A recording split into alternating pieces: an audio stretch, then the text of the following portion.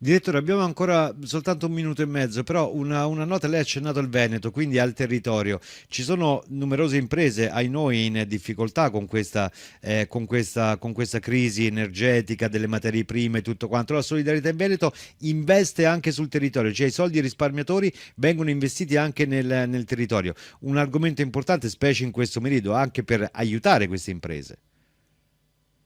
Sì, sì, diciamo, certamente il tema dell'aiuto è un tema importante. Io vorrei sottolineare l'aspetto che più interessa ai nostri iscritti, cioè il tema del risultato, del rendimento. Scegliere di investire nell'economia reale, quindi non investire tutte le risorse nei mercati finanziari quotati, significa sganciare una parte dell'andamento del portafoglio dalle vicende di borsa che stiamo vedendo. Quindi Sì. lo dico esagerando, non è possibile perché la legge non lo consente e sarebbe anche fuori misura, ma se noi in questo momento avessimo tutti gli investimenti fuori dai mercati azionari quotati, chiaramente queste dinamiche di borsa che stiamo vedendo con il Nasdaq in America che da inizio dell'anno, vado a memoria, perde il 15%, quindi non poco, tutte queste cose qui sarebbero completamente neutralizzate, però un po' neutralizzate lo sono.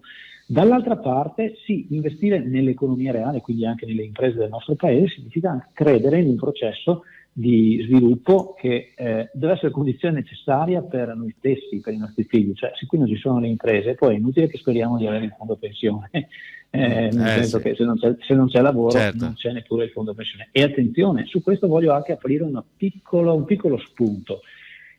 Credo che questa crisi ci stia insegnando qualcosa di importante in prospettiva. La globalizzazione, quindi la delocalizzazione, il cedere pezzi importanti delle catene produttive a paesi che possono essere assoggettati a rischi geopolitici di cui non abbiamo nessun controllo. Ecco, forse con quello che sta succedendo qualcuno si sta chiedendo se non sia il caso di presidiare meglio qualche fase dell'attività produttiva. Sì. Ecco quindi che in prospettiva, insomma, non voglio evocare l'autarchia No, no, degli anni no. bui del nostro paese, però che ci sia un pizzico di capacità di fronteggiare questi rischi con maggiore efficacia, di sicuro sì che è un tema. E allora a questo punto ecco che l'investimento nel territorio, nell'economia reale, potrebbe anche avere una valenza prospettica interessante da questo punto di vista. Ha toccato e ha spiegato un tema molto molto importante, la ringraziamo direttore. Potremmo andare avanti per molto, però abbiamo purtroppo esaurito il tempo a nostra disposizione. Le rinnovo però l'appuntamento per il mese prossimo con questi ed altri argomenti, speriamo di segno positivo per quanto riguarda il futuro. Grazie al direttore Paolo Stefan. Avvertenza, messaggio promozionale riguardante forme pensionistiche complementari. Prima dell'adesione leggere la documentazione prevista da COVIP. I rendimenti passati non sono necessariamente indicativi di quelli futuri.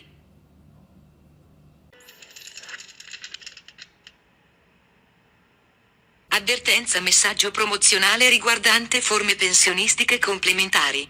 Prima dell'adesione leggere la documentazione prevista da COVIP. I rendimenti passati non sono necessariamente indicativi di quelli futuri.